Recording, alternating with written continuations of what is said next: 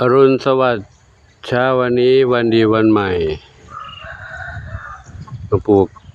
กลับเข้ามาถึงวัดแล้วน้องแมวน้องไก่รอคอยกันอยู่แมวน้องไก่รอคอยกันอยู่น้องแมวอาจจะออกมาต้อนรับหลวงปู่น้อยไม่เหมือนทุกวันนะเนื่องจากหลวงปู่พาเขาเข้าไปอยู่ในบ้านแล้วพาเข้าไปอยู่ในบ้านเพื่อความปลอดภัยนะอยู่ข้างนอกก็ไม่ปลอดภัยหลายอย่างถ้างูเงี้ยวเขี้ยวของูฉลามงูเหลือมงูหลามงูเหลือมจะมากินน้องเหมียวอยู่ข้างนอกและเรื่องยานพาหนะรถราต่างๆก็ให้เขาไปอยู่ข้างในโน้นเนาะก็ตอนนี้ก็มีอยู่บ้างน้องๆที่อยู่ข้างนอกที่เขาติดหลวงปู่อยู่ข้างในพาเข้าไปแล้วเขาก็อยู่ไม่สุขอยากจะออกมาอยู่กับหลวงปู่ข้างนอกก็มีก็ให้ตัวไหนชอบอยู่ข้างนอกก็ให้อยู่ข้างนอกนี่แหละเนาะอยู่กับหลวงปู่เนี่ยแล้วก็คอยระวังเอาว่าน้องอยู่ข้างนอกก็มีตัวนี้คือน้องทรัพย์ทวีอยู่ข้างนอกนะทรัพย์ทวีใครอีกบุญนำ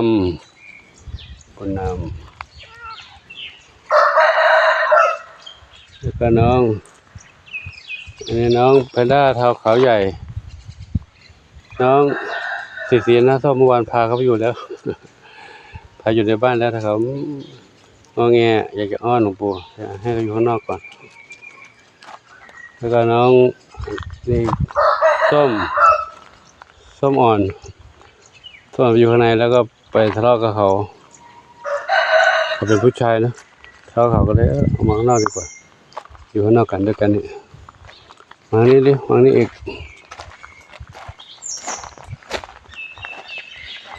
นี่หนึ่งเหมียวเนี่ยเหมียวนี่ชอบติดหลวงปู่นี่ติดหลวงปู่เขาอ้อนเขาไม่ยอมอยู่ข้างในก็เลยกลับไปข้างนอกอยู่ต่อนี่ก็ชอบอ้อนหลวงปู่ชอบนอนตักชอบนอนตักนะด้วยความรักด้วยความสงสารเขาก็มาอยู่ด้วยกันดีกว่าเขาจะได้สบายใจเขาจะได้ไม่เครียดส่วนเจนวรัตน์ไม่มีปัญหาอะไรแหละเจนวรัตน์อยู่ตรงนี้แหละทีนั้นเขาเป็นสาวใหญ่แล้วเจ๊ใหญ่แล้วเจ๊ใหญ่ไม่ไปไหนแล้วนะสงบเงียบอยู่ตรงนี้นะครับก็ไปดูน้องเล็กก่อนน้องเล็กน้องเดี่ยวนอนตรงนี้กินเอาหมดไหมเราจะช่วยไปให้กินเกือบหมดแล้วนอนอยู่นี่อยู่อันนี้น้องฝนน้องฟ้าอยู่นี่นะน้องฟ้าไหนฟ้านี่น้องฝนนี่น้องฟ้านี่ทำหมดเลยทำหมดแล้วเนาะเดี๋ยวปู่ให้ใหม่แล้วนะเดี๋ยวปู่ไปดูน้องเล็กๆในบ้านก่อนน้องมาใหม่สมาชิกใหม่ก็เยอะสมาชิกเก่าก็เยอะเดี๋ยวไปดูน้องก่อนนะเดี๋ยวค่อยมาจัดการตรงนี้ต่อเข้ามาในบ้านแล้วมาดูน้องแมวบ้านหลังนี้ก่อนดูแมวบ้านหลังใหม่ก่อนเนี่ยเป็นไงบ้างลูกหลับซีไหมลูกหลับสบายดีกันไหมปู่มาเยี่ยมแล้วจะให้อาหารลูกนะฟ้าตะคอนนึงเป็นไงบ้างจะเออยู่สบายดีกันไหมลูกสบายดีเนาะ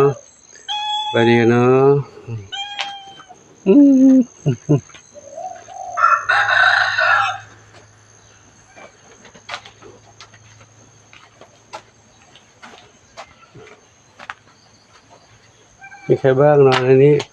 ใครนอนในนี้มีไหมเอาไปแล้วใครชอบปากกาอยู่ในนี้เนาะชอบปากกาเทาเล็กสีสุดา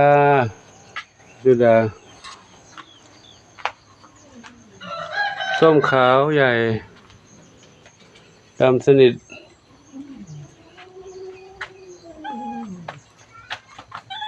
ใครอีกนี่แพนด้าเท้าขาวใหญ่อยู่ด้วย น้องหนึ่งเดียวน้องมีสุขเพชรดำน้อยหนุ่มหล่อดำขาวมาดูบ้านนี้แม่ยินดีกับลูกขนุนลูกขนุนกินอาหารจุ๊บลูกขนุนกับแม่ยินดีปุยฝ้ายน้ำเพชรปุยฝ้ายกับน้ำเพชรอยู่นี่ปุยฝ้ายกับน้ำเพชรแล้วนี่น้องแม่น้องหนึ่งแม่น้องหนึ่งวายกินอาหารหมดเกลี้ยงเลยเหรอเดี๋ยวปู่ให้ใหม่ลูกเด้อเดี๋ยวขอทายรวมๆมาก่อน ช่วงเช้าจะประชุมช่วงชุกละหกชุลมุนวุ่นวายนิดหนึ่งมาดูด้านนี้ก่อนดูด้านนี้ดิด้านนี้แม่ลูกห้าเป็นไงบ้างลูกขับถ่ายดีไหมโอ้ขับถ่ายดีเนาะอาหารล่ะอาหารกินหมดไหมหมด อาหารกินหมดเลยโอ้แล้วใครขึ้นมาข้างบนทำชั้นทำร้าน หล่นมาเลยฮะอะไรลูกเดี๋ยวปู่ก็จัดให้เนาะเราแป๊บนึงปู่ก็ครับเดี๋ยวปู่จัดให้เนาะลูกห้าอยู่ครบไหม3 4 5ครบเนาะปู่จัดให้ใหม่เนาะเดี๋ยวแป๊บเดียวดูทางโน้นก่อนแป๊บนึงเนาะแล้วเดี๋ยวมาลูกด่วนเด็กๆวุ่นวายหมดแล้วตอนนี้ก็อ้อนกันใหญ่แล้วหิวข้าวแล้วเนี่ยโอ้หิวกันใช่ไหมลูกโอ้น่าสงสารจังเลยหิวอาหารก็แล้วมารอมาออนนะเนี่ยปู่ก็ปู่อาหารไม่พอใช้นะลูกกินหมดแล้วเหรอหมดแล้วโอ้กินเก่งกันแล้วนะกินเก่งแล้วปู่จะเลี้ยงไหวไหมลูกกินเก่งจะเลี้ยงไหวหรือเปล่ากลุ่มนี้เขาอยู่ด้วยกันดีไม่รังแกกันก็มีความสุขดีโอ้โหงานหนักอีกแล้วลูกทำไมขับถ่ายเยอะจังเลยเต็มหมดเลยเหรอลูกเต็มถังเต็มกระมังหมดแล้วทำไมต้องอ้อนเดี๋ยวปู่ขอถ่ายแป๊บเดียวลูกทางนี้แล้วไปดูทางนี้บ้างดูทางนี้บ้างเร็วมาดูทางนี้บ้างทางนี้ก็เตอมารอมาอ้อนหลวงปู่กันยาแล้วนี่ก็รอเหมือนกันโอ้นี่3เหมียวอยู่กันด้วยกันด้วยดีทุกนะขับถ่ายดีอาหารกินหมดโอ้ขับถ่ายดีอาหารกินหมดก็อ้อนเหมือนกันมีคนอ้อนนั่นเลยมีใครอ้อนหลวงปู่นั่นเลยโอ้หิวข้าวกันเหรอหิวอาหารบ้านนี้อ้อนมานี่ก็อ้อนเหมือนกันโอ้จับมือจับหลวงปู่ทำไมลูกจับมือหลวงปู่เลยไหนจับจะห้ามตบสิมันเจ็บตัวเองมีเล็บยาวอยู่นี่ก่อนนะถ้าไม่ทะเลาะกันหลวงปู่ให้อยู่ด้วยกันนั่นแหละเดี๋ยวไปทะเลาะกับเขาคู่เขาตลอดเลยเดี๋ยวนี้หลวงปู่จะทำวิธีให้อยู่ด้วยกันให้ได้เนาะมาดูทางนี้เด็กน้อยทั้ง7เป็นไงกันบ้างลูกกินอาหารหมดไหมโอ้เด็กน้อย7ตื่นเต้นไม่กินอาหารเลยลูกทำไมไม่กินอาหารเลยเหรออาหารอยู่ครบเหมือนเดิมไม่กินอาหารกันเลยเนี่ยโอ้ทำไงดี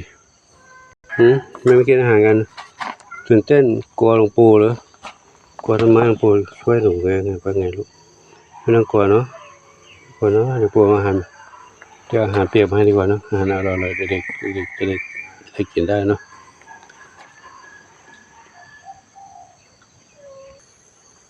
ครับน้องเหมียวได้อยู่ในบ้านปลอดภัยจากยุงจากแมลงจากงูอยู่ในสถานที่ที่ปลอดภัยก็มีความสุขเนาะขอเห็นเขามีความสุขเราก็มีความสุขไปด้วยและน้องเหมียวที่มาใหม่กำลังควบคุมพื้นที่ไว้อยู่เนาะให้เขาได้อยู่ในสถานที่ที่เขาต้องดูแลเรื่องสุขภาพการไปอยู่ถ้าเขาอยู่กันได้ดีแล้วไม่มีโรคภัยอะไรก็ค่อยมาจับอยู่รวมกันได้ณตอนนี้สถานที่ทุกห้องทุกบ้านเต็มหมดแล้วถ้าว่ามี ใครที่จะแบ่งเบาภาระ รับไปอุปการะก็ได้นะยินดีตอนนี้รวมแล้วเช็คคร่าวๆประมาณ80 กว่าชีวิตขอให้ทุกคนท่านที่มีความรักความเมตตาจะช่วยดูแลน้องเหมียวก็ขอเชิญได้นะอาหารการกินสำคัญที่พักก็พร้อมแล้วล่ะอาหารการกินสำคัญอยู่แล้วก็เรื่องโรคภัยต่างกองทุนแมวก็ไม่มีแล้ว เอามาดูแลเรื่องการทำบ้านทำสถานที่อยู่หมดแล้วเนาะก็จริงๆการเลี้ยงดูนั้นแมวเยอะขนาดนี้ต้องมีผู้ช่วยก็ดีเพราะหลวงปู่นี้ไม่ใช่ว่าจะแข็งแรงตลอดไปแล้วเนาะวันหนึ่งก็จะต้องทรุดจะต้องอ่อนแรงไปเป็นธรรมดาของสังขารก็อยากจะมีผู้ช่วยสักคนหนึ่งแต่ก็ติดขัดเรื่องการ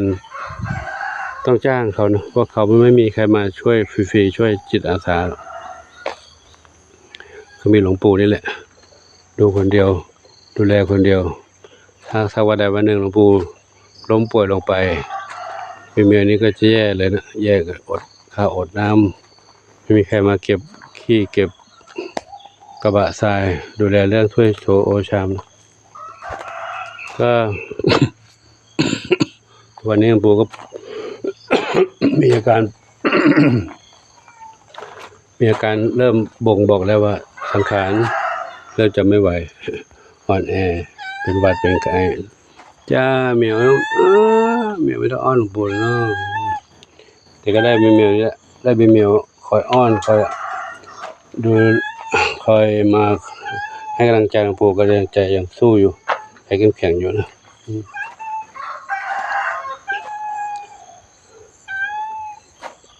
ก็มีหลายคนหลายท่านก็เป็นห่วงหลวงปู่นะหลวงปู่เข้าใจอยู่ว่าหลวงปู่ก็อายุมากแล้วทำไมต้องมารับภาระอะไรมากมายขนาดนี้ดูแลเหมียวไม่ใช่เรื่องง่ายนะคนที่ไม่มีจิตใจรักจริงๆก็ดูแลไม่ได้เพราะเหมียวเขาขับถ่ายเยอะกินก็เยอะ ถ้าเราไม่ให้เขากินแล้วอยู่ในบ้านแบบนี้ด้วยเขาก็เลยจะอดเพราะเขาเอาอาหารกินกับอาหารธรรมชาติไม่ได้ที่หลวงปู่มาดูแลแบบนี้เนื่องจากว่างูเหลือมมันเยอะจะต้องหน้าฝนเนี่ยจะต้องให้เขาอยู่แบบนี้นะทั้งงูเหลือมทั้งยุงถ้าอยู่ในบ้านนี้เราปลอดภัยนะแล้วก็หายห่วงแต่ต้องเรื่องการเป็นอยู่เรื่องการกินการดูแลเรื่องสถานที่สุขภาพอนามัยนะต่างๆนะครับก็ขออวยพรให้ทุกท่านที่รับชมเนาะรับชมก็ต่อไปนี้ก็คงจะเหมียวคนอยู่ยังมีความสุขแล้วแหละส่วนเหมียวที่อยู่ข้างนอกเดี๋ยวก็จะให้เขาได้อยู่อย่างปลอดภัยนั่นแหละนะก็ควบคุมดูแลเรื่องสถานที่ดูแลเรื่องอันตรายต่างๆนะครับก็สำหรับที่นี่ผมขอยุติไว้ที่ก่อนเนาะขออนุโมทนาสาธุกับทุกท่านหากท่านใดที่มีเมตตาก็สมทบเรื่องการดูแลเรื่องน้องเหมียวเข้ากองทุนไว้ก็ได้นะเพื่อวันไหนเขาเจ็บป่วยหรือว่าฝนตกฟ้าร้องน้ำท่วม ดูแลเรื่องอาหารสำคัญที่สุดอาหารการกินถ้าฝนตกออกรับบิณฑบาตไม่ได้ออกไปข้างนอกไปซื้อหาอาหารไม่ได้ก็ลำบากอยู่เหมือนกันนะทั้งน้องเหมียวน้องหมาน้องไก่น้องเต่าน้องกระต่ายนะหมาก็กินเยอะทุกวันนี้ต้องซื้อให้เขาทั้งข้าวสารทั้งเนื้อหมูไก่มาต้มให้เขาได้กินได้อยู่กันครับก็ขอยุติไว้ที่ก่อนเนาะขออนุโมทนาสาธุอายุวันโนสุขังพระลังปุ้ยฝ้ายน้ำเพชรเงียบเลยลูกเงียบไม่อ้อนเหรอเห็นใจหลวงปู่อย่าอ้อนนักเลยเดี๋ยวปู่จัดให้ลูกเนาะตอนนี้มีเหมียวป่วยอยู่เมืองเหมียวน้องทองเล็กแยกไว้ที่นี่เนาะทองเล็กแยกไว้ตรงนี้อาการเขาน่าจะติดเป็นหวัดแยกไว้นี่นะจ๊ะสาธุพบกันใหม่พี่ต่อไปเนาะสาธุอายุวันโนสุขังพลังชาติยังไม่จบคลิป ขอแถมท้ายคลิปให้ดูน้องไก่น้อยก่อนไก่น้อย7 ชีวิตอยู่ในนี้ไก่น้อย7 ชีวิตก็ต้องกินอาหารเหมือนกันนะปู่ให้อาหารกันเด้อลูกเด้อหมดไหมเมื่อวานดูไม่หมดวันนี้วันนี้ยังมีเหลือข้าวอยู่น้อยหนึ่งเนาะเดี๋ยวปู่มาให้ใหม่ลูกเด้อข้าวสารเป็นด้านนวดอยู่กับหลวงปู่ข้างนอกเป็นอารักขาดูแลเป็นด้านนวดเฝ้าไก่ไว้เลยลูกเหรอเฝ้าไก่ไว้เฝ้าไก่น้อยไว้เหรอเฝ้าไก่น้อยไว้เรื่องเฝ้าไก่เขากลัวไหมลูกเป็นด้านนวดไม่รังแกไก่หรอกนั่นเขารู้ว่าไก่หลวงปู่เลี้ยงไว้เป็นเพื่อนกันอะไรนะขอยุติไว้ที่นะขอโมทนาสาธุอายุวันโนสุขังพลังจบหรือยังครบหรือยังเนี่ยยังไม่ครบเลยน้องมาน้อยไม่ได้ดูเลยมาน้อยกับใครนะน้องเต่าทอง กระต่ายดูแล้วเนาะเต่าทองอยู่ในป่าหญ้านั้นเนาะป่าหญ้ากินอาหารตรงนั้นแล้วเนาะเต่าทองน้องมีบุญเจ้ามาน้อยเพนด้าไม่ใช่เพนด้าสิน้ำตาลตังขาวน้ำตาลเข้มน้ำตาลจุดถ้าถ่ายนิดนึงลูกถ้าถ่ายนิดนึงเนาะเดี๋ยวFPไม่เห็นน้องหมาน้อยดูแต่น้องเหมียวน้องไก่ไม่ดูน้องหมาน้อยมาดูน้องหมาน้อยหน่อยหมาน้อยอารมณ์ดีแข็งแรง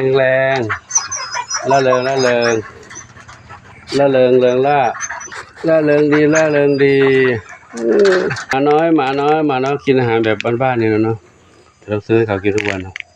ซื้อเนื้อหมูมาต้มให้เขานึ่งให้เขากับกินกับข้าวสุกข้าวสารข้าวสุกนั่นแหละขอจุติคลิปนี้นะขอโมทนาสาธุบุญนามตามมาด้วยเลย